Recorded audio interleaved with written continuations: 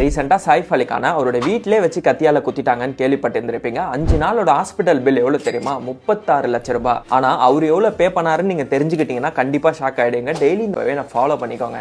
5 days hospital admit பண்ணி surgery சக்ஸஸ்ஃபுல்லாக complete பண்ணி இப்போ ஒரு வீட்டுக்கு அனுப்பிச்சிட்டாங்க. Now he is safe. அதனால் I'm happy. Coming back to the topic. இந்த சர்ஜரியோட காஸ்ட் பார்த்தீங்க அப்படின்னா 35.36 lakhsனு வச்சுக்கலாம். அதுக்கு அவர் எவ்வளோ பே பண்ணியிருந்திருப்பாருன்னு நீங்கள் எக்ஸ்பெக்ட் பண்ணீங்கன்னா less than 1 lakh rupees. S, கேட்கவே ஷாக்கிங்காக இருக்குல்ல.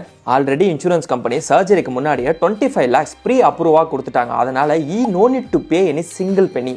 சர்ஜரி முடிஞ்சதுக்கப்புறம் ஹாஸ்பிட்டல் பில் அப்படின்றத சப்மிட் பண்ணுவாங்க. ஸோ இன்சூரன்ஸ் கம்பெனிலேருந்து உங்களுக்கு கிளைம் அப்படின்றத கொடுத்துருவாங்க. ஸோ அதனால் இந்த 36 லட்ச ரூபாயில் அவர் ஏதாவது பே பண்ணுமான்னு கேட்டிங்கன்னா கண்டிப்பாக ரொம்ப மினிமலாக தான் இருக்கும். சைஃப் அலி கானோட நெட்வொர்த் என்ன தெரியுமா? 1300 கோடி. அவருக்கு இந்த 35 லட்ச ரூபான்றது பே பண்ண முடியாதா? ரொம்ப சின்ன காசு தானே. பட் ஆனால் எப்படி ஸ்மார்ட்டாக அவங்க ஹெல்த் இன்சூரன்ஸ் எடுத்து வச்சிருக்காங்க பார்த்தீங்களா? 300 கோடி. அவருக்கு இந்த 35 லட்ச ரூபான்றது பே பண்ண முடியாதா? ரொம்ப சின்ன காசு தானே. பட் ஆனால் எப்படி ஸ்மார்ட்டாக அவங்க ஹெல்த் இன்சூரன்ஸ் எடுத்து வச்சிருக்காங்க பார்த்தீங்களா? That's why rich gets richer. நம்ம தான் ஹெல்த் இன்சூரன்ஸ்க்கு ஸ்பெண்ட் பண்ணுறத வேஸ்ட்டுன்னு நினச்சிக்கிட்டு அசால்ட்டாக விட்டுறோம். பட் அது எவ்வளோ இம்பார்ட்டன்ட் இந்த இன்சிடென்ட்லேருந்து நமக்கு தெரிஞ்சிருக்கும். அதுக்காக கீழே கமெண்ட்டில் சொல்லிட்டு இந்த வீடியோவை உங்கள் ஃப்ரெண்ட்ஸ் அண்ட் ஃபேமிலிக்கு ஷேர் பண்ணிடுங்க.